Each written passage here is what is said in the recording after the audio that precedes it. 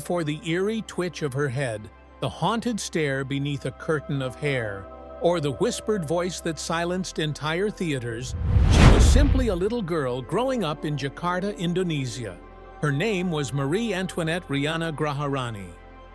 Born in July of 1992, in a city teeming with life, color, and chaos, Rihanna's early world was a sharp contrast to the shadowy persona she would later become. Jakarta was alive with the sounds of street markets, motorcycles weaving through traffic, and children laughing in alleyways. But while others played outside, young Rihanna often retreated into her imagination, a place where mystery and fantasy ruled. Rihanna's family wasn't filled with fame or glamour. They were ordinary people in an extraordinary city. Yet her father played a crucial role in shaping her destiny. He was a magic enthusiast, fascinated with illusions and sleight of hand. He often performed small tricks at home, making coins vanish, cards float, and objects reappear in the most unexpected places. For young Rihanna, these weren't just party tricks. They were glimpses into another world, a world where the impossible could become real. As a child, she would sit wide-eyed, watching her father shuffle cards in ways that defied logic. She didn't just want to see the trick, she wanted to understand it. That curiosity became obsession. Unlike other children her age, Rihanna was painfully shy. She avoided large groups, spoke softly, and rarely made eye contact. While classmates played loudly in schoolyards, she preferred to observe from the sidelines. But in that silence, her imagination was roaring. She filled notebooks with sketches of eerie characters. She devoured horror stories, urban legends, and folklore. Indonesian ghost tales, with their long-haired spirits and haunted dolls, fascinated her. While others dreamed of being singers, dancers, or athletes, Rihanna dreamed of creating fear. Not because she enjoyed cruelty, but because fear was powerful. Fear commanded attention. Her father noticed her obsession and began teaching her the secrets of illusions. At first it was simple: card tricks, disappearing objects, coin manipulations. But Rihanna was different from other students. Where most magicians wanted applause, Rihanna wanted silence. Where most wanted cheers, she wanted gasps. She realized early that magic wasn't just about what you showed, it was about how you showed it.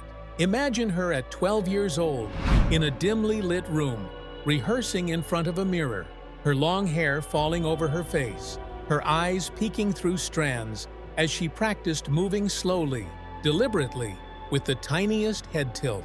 Even as a child, she was shaping the eerie stage presence that would later terrify millions. During her teenage years, Rihanna became obsessed with Japanese horror films. Movies like The Ring and The Grudge portrayed characters who were silent, unsettling, and unforgettable.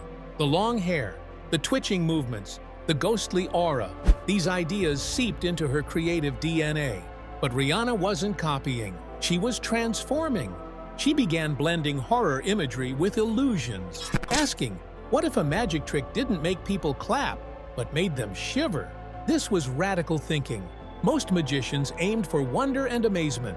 Rihanna aimed for discomfort, for that nervous glance over your shoulder in a dark room, for the goosebumps rising on your skin. Before global fame, Rihanna tested her eerie style in local shows. Small audiences in Jakarta bars and local theaters saw glimpses of what she would later perfect. A pale-faced girl with long hair obscuring her face, clutching a worn doll, moving as if she wasn't quite human.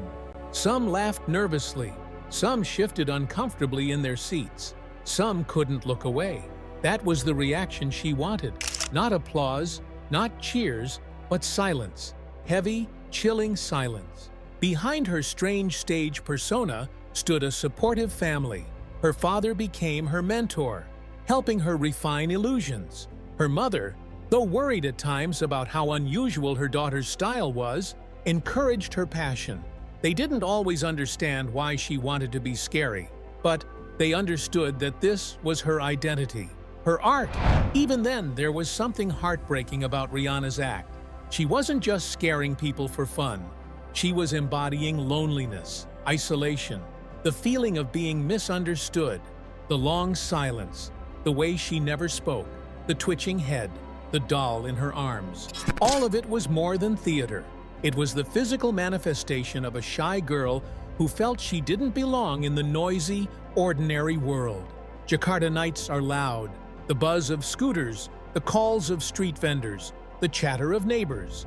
But inside one quiet bedroom, a young girl sat in front of a mirror with the lights turned low. Her long black hair hung down, covering most of her face. In her lap, a tattered old doll stared back with lifeless eyes. This was not playtime. This was transformation. Her name was Marie Antoinette Rihanna Graharani, but in the mirror that night, she was beginning to disappear. Something else was being born, something the world had never seen before. As a child, Rihanna loved illusions. She had watched her father perform simple tricks, cards vanishing between his fingers, coins appearing from thin air.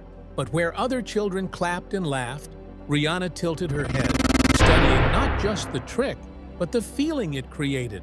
Why do people smile when they see the impossible? She once asked her father. He laughed, because it makes them happy. But Rihanna frowned.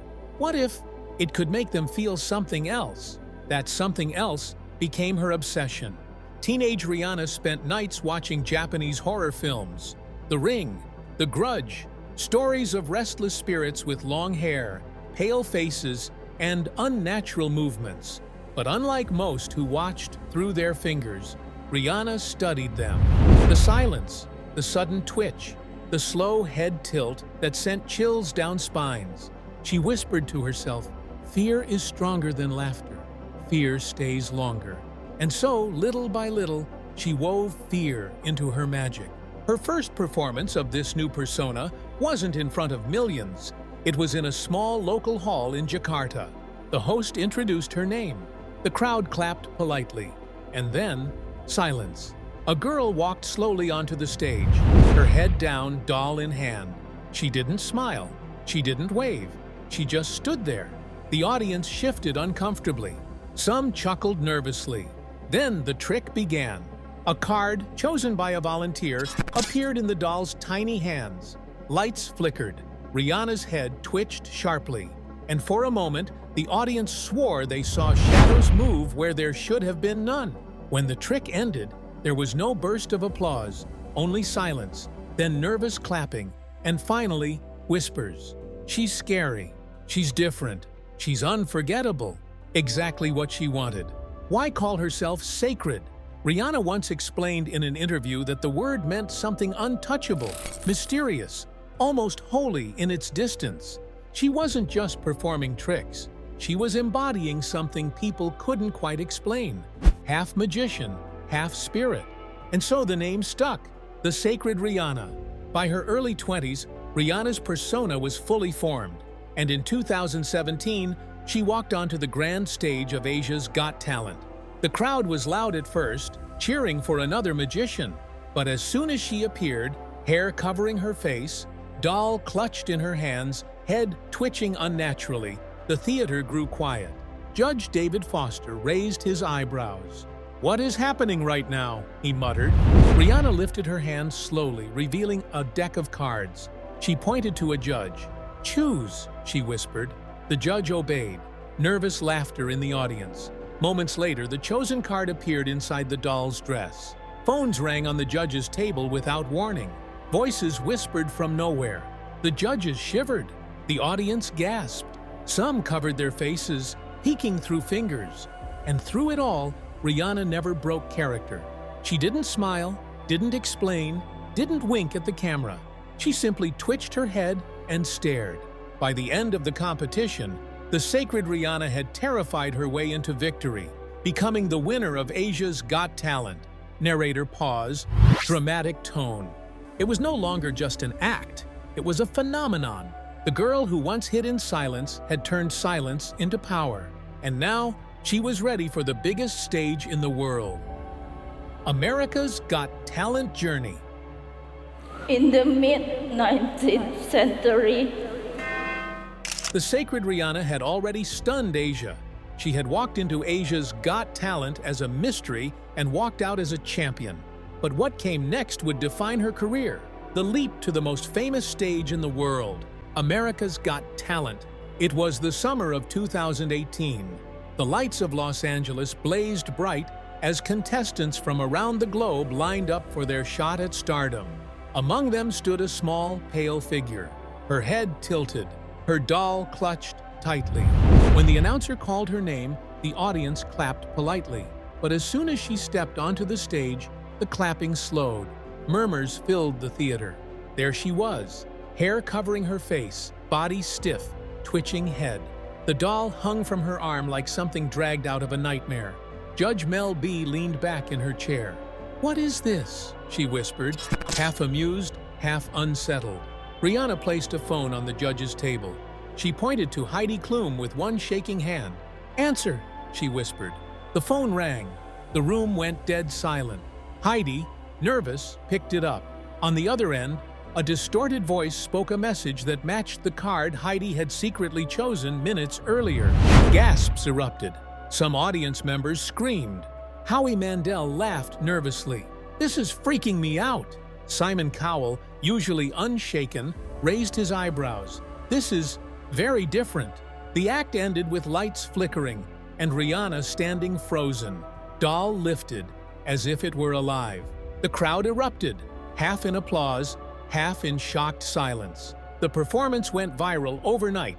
Clips of the twitching magician spread across YouTube and social media. Headlines read, "The creepiest act in AGT history." Millions watched her video within days. Some loved her originality. Others said she was too scary for family television.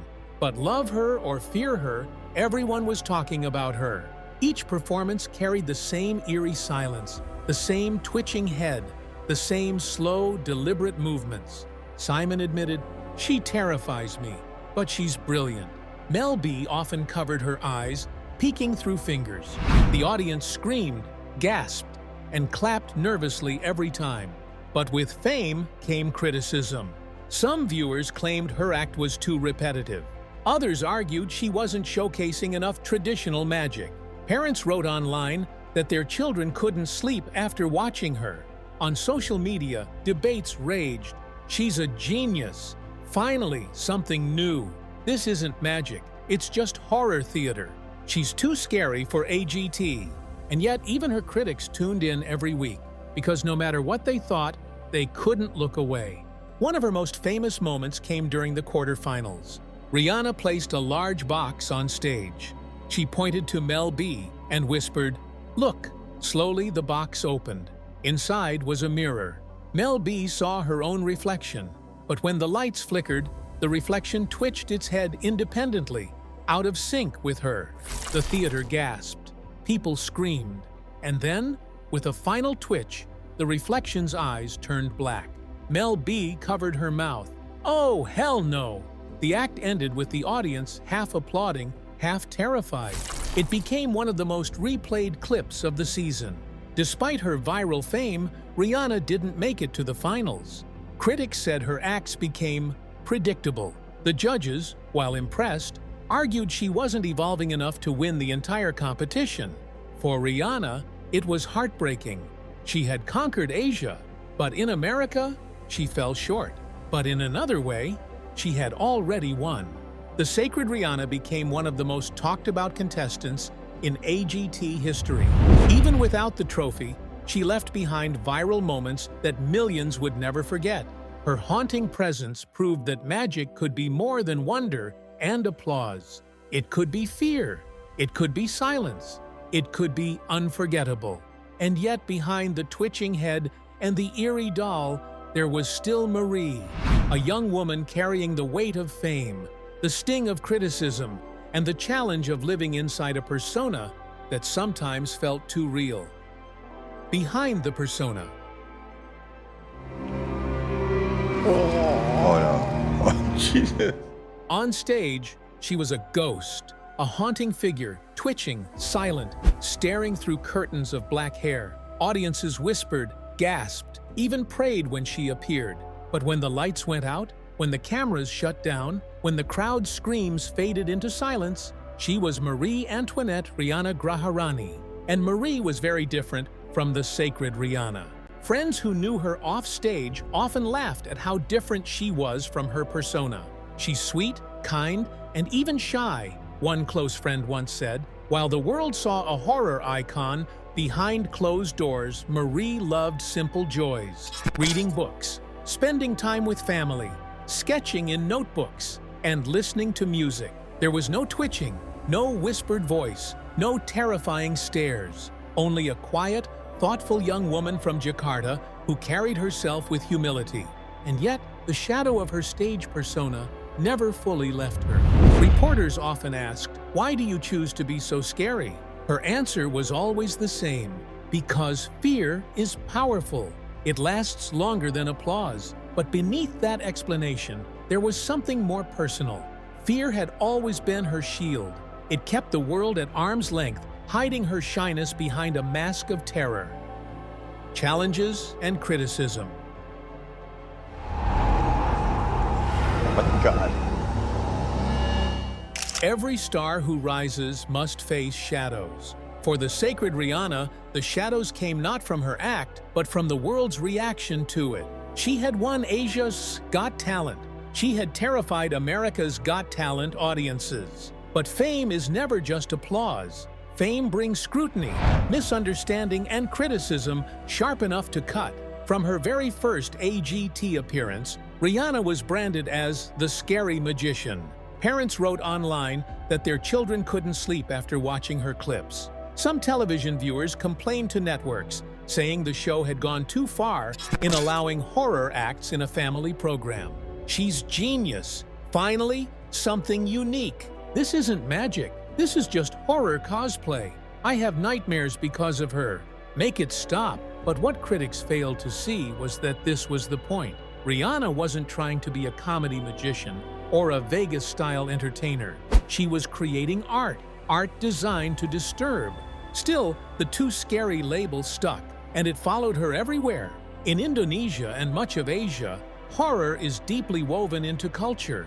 Folklore, ghost stories, and urban legends thrive in everyday life. The long-haired ghost, the haunted doll, these were familiar archetypes to Asian audiences. But in America, some viewers saw her act as too foreign or too weird. They didn't understand the cultural roots behind her style. This gap in understanding became one of her biggest challenges. While some celebrated her originality, others dismissed her as a gimmick that would never work in the West. As the weeks of AGT went on, another critique grew louder: repetition. Some judges and viewers claimed her acts all felt the same: twitching head, long silence, doll, spooky reveal. They wanted variety, bigger illusions, more surprises. What they didn't realize was that the consistency was the act. The doll, the twitch, the silence, these weren't just props. They were her identity. Without them, she wouldn't be the sacred Rihanna. But still, the criticism hurt. Newspapers called her a one-trick pony. Bloggers mocked her, saying, "She just stands there and twitches." And yet those same critics still watched, still wrote about her, still made her go viral. Winning Asia's Got Talent had placed an enormous burden on her shoulders. Every time she performed afterward, audiences expected her to top herself, to be scarier, to be more shocking. That pressure grew unbearable at times. Each show meant sleepless nights of planning, rehearsing, reimagining how to terrify in ways that were fresh, but still true to her persona. Sometimes she succeeded. Other times, audiences shrugged and said, "Same old Rihanna." For a shy young woman carrying the weight of an entire persona, the judgment was brutal. There was another deeper challenge: the trap of her own creation. The sacred Rihanna was unforgettable, but she was also limiting. Audiences only wanted the ghostly girl. Producers only booked her if she promised to appear in full character. Marie, the real woman behind the mask, was invisible. Off stage, she longed for normalcy. But the world only wanted the doll, the twitch, the silence. She could never just walk into a room as Marie without people asking, "Where's the doll?" What had once been her power was now her prison. At times, religious groups criticized her too. In deeply spiritual communities, her act was accused of being demonic or evil. Some parents forbade children from watching her, believing she was inviting bad spirits. Rihanna, of course, knew it was all illusion, all performance. But explaining that didn't matter. To some, she would always be the girl who played with the dark. Unlike other celebrities who fought back against critics with interviews and social media posts, Rihanna stayed quiet. She rarely defended herself. She never broke character to explain the artistry behind the act. She let the silence speak, even as it fed the misunderstanding. It was both her strength and her weakness. For every cheer, there was a boo. For every viral video, a hateful comment. For every fan who called her brilliant, another called her repetitive, demonic, or strange. The tragic irony was clear. The very act that made her famous was also the act that trapped her in endless criticism. And yet, despite the noise, despite the judgment, despite the endless debates, Rihanna never quit. She kept performing. She kept terrifying. She kept holding that doll in her arms and twitching her head with silent defiance. Because for her, this wasn't just performance. This was identity. This was survival. But the criticisms had left their scars. Fame was no longer just thrilling. It was heavy. It was painful. And it was beginning to change the course of her career. Later, career and current life.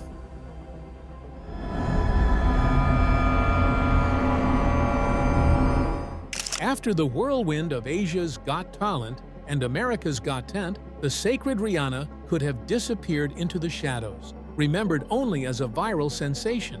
But she didn't. She kept moving. Post-AGT, Rihanna returned to Asia, where her fame burned brightest. She performed in Malaysia, Singapore, the Philippines, and her home country of Indonesia. Audiences packed theaters to see her live shows. Children clutched their parents' hands nervously. Adults whispered prayers before the lights dimmed. And then, silence. The familiar figure would appear, head tilted, hair covering her face, doll in hand. Even without the cameras of American TV, her presence carried the same weight. She didn't need subtitles. Fear was universal. Rihanna also became a staple on television. She appeared in magic specials, talk shows, and guest spots. Producers loved her ability to shock audiences instantly. With a single twitch of her head, she could turn laughter into silence. But off-camera, she remained elusive. Interviews were rare, and when she did appear as herself, fans were often startled by how different she was. Soft-spoken, kind, even smiling. The contrast only added to the mystery. People wondered, where does Marie end and Rihanna begin? To avoid the trap of repetition, Rihanna began experimenting. In some shows, she added new elements, summoning ghostly voices through phones, creating illusions with mirrors, levitating objects in pitch-black rooms. She explored themes of possession, haunting, and even communication with the dead. Yet the core of her persona never changed. The silence, the twitch, the doll. Without those, she would not be the sacred Rihanna. Not every show was smooth. Some venues worried her act was too dark for family audiences. Certain countries placed restrictions, arguing her illusions might be offensive to cultural or religious sensitivities. Even in her home country, critics called her disturbing and dangerous. But still, she kept performing, believing her art had a place in the world. On platforms like Instagram and Facebook, she cultivated her image carefully. Photos in full character, promotional posters for shows, rare glimpses of Marie herself. Fans flooded her comments, some terrified, some admiring, some begging her to break character and just smile. But Rihanna almost never responded. Silence remained her most powerful tool. Today, the sacred Rihanna continues to perform internationally. She headlines live shows, collaborates with other magicians, and remains one of the most recognized illusionists in Asia. She hasn't returned to the AGT stage as a competitor, but her legacy there endures. Clips of her performances still circulate online, drawing millions of views years later. And though she lives largely away from the gossip and glitz of Western media, she has carved out a career on her own terms. Perhaps the most remarkable part of her story is this. She has managed to remain a mystery in a world where nothing stays secret for long. Fans know her real name. They know she's Indonesian. They know she's a shy, gentle woman behind the mask. And yet, they still see her as the ghostly figure who twitches on stage, doll in hand, whispering in the silence. That mystery, that line between performer and persona, is what keeps her unforgettable. The sacred Rihanna may no longer dominate Western headlines, but she doesn't need to. Her legend lives on in silence, in shadows, in the memories of those who once sat in dark theaters and felt their skin crawl as she stared through them. But her journey wasn't over yet. Beyond the shows, beyond the fame, beyond the criticism, there was still the question of her legacy. The legacy of sacred Rihanna. Let us see if you are right. Legends are not always born from glory. Sometimes they are born from fear. And in the case of the sacred Rihanna, her legacy is not only in the tricks she performed, but in the feeling she left behind. Before Rihanna, most television magicians followed the same path. Dazzling card tricks, grand illusions, levitation, escape acts. The formula was familiar. Amaze, shock, earn applause. Rihanna shattered that mold. She didn't want applause. She wanted silence. She didn't want laughter. She wanted goosebumps. She didn't want people to simply watch her. She wanted them to feel haunted by her. By doing this, she redefined what stage magic could be. She proved that magic was not limited to wonder. It could be horror. It could be storytelling. It could be an emotional experience that lingered long after the curtain closed. Rihanna also brought Asian horror aesthetics to the global stage. Her long hair, her twitching movements, her doll, all rooted in the ghostly archetypes of Asian folklore. Characters like Sadako from The Ring or Kayako from The Grudge inspired her, but she made them her own, blending magic with mythology. To Western audiences, it was fresh and terrifying. To Asian audiences, it was familiar yet revolutionary. In this way, she acted as a cultural bridge, showing the world that fear speaks all languages. For young magicians, especially women, Rihanna became a symbol. She proved you didn't have to be flashy, loud, or traditional to succeed. You could be different. You could be strange. You could even terrify people and still make it to the world's biggest stages. Countless young performers have cited her as inspiration. Some adopted darker personas. Others realized they didn't need to fit the Vegas magician stereotype to chase their dreams. But every legacy has its shadow. For Rihanna, her persona became both her power and her prison. The more famous she became, the harder it was to escape the ghost she had created. Audiences didn't want Marie. They wanted the sacred Rihanna. Producers didn't book her for interviews. They booked her for scares. Even in everyday life, fans expected her to twitch her head, hold the doll, act like a spirit. The tragic irony, her success had locked her into the very box she had built. Behind the makeup, behind the silence, behind the haunted doll, there was still a young woman with her own dreams, fears, and desires. But the world didn't want to see those. They wanted the ghost. And so, while Rihanna's fame soared, so did her isolation. She was celebrated everywhere, yet understood by very few. That is the heartbreaking truth of her legacy. She became unforgettable by becoming someone else. Amanda, what was the name again? Today, when people think of America's Got Talent or Asia's Got Talent, the sacred Rihanna is among the most memorable names. Not because she won both, not because she had the biggest tricks, but because she left a lasting scar of emotion. Her performances live online, replayed millions of times. Her photos circulate on horror forums. Fans cosplay as her at conventions. She has become an icon, not just of magic, but of fear itself. Dare to be different. In a world full of sameness, she stood apart. Fear is power. She turned her own shyness and silence into something unforgettable. Art has a cost. Success may come, but it often demands sacrifice. In the end, the sacred Rihanna will be remembered not only as a magician, but as a symbol of how far someone can go when they refuse to fit in. Her legacy is haunting, her story is tragic, but above all, it is unforgettable. Where is he now? Come with me. Allez, vas-y. The lights of America's Got Talent have dimmed. The roar of Asia's Got Talent has quieted. The viral headlines have faded. But the sacred Rihanna still lingers, not only in theaters across Asia, but in the imaginations of millions who once watched her and felt their skin crawl. Today, Marie Antoinette Rihanna Graharani lives quietly compared to her peak fame years. She still performs, mostly across Asia, in theaters, television specials, and live tours. But she is no longer chasing the Western spotlight. In interviews, when she rarely appears as herself, she comes across as warm, gentle, and even playful, the complete opposite of the twitching figure audiences know. This contrast is part of her lasting mystery. How could such a kind, shy woman transform so completely into one of the most unsettling stage personas the world had ever seen?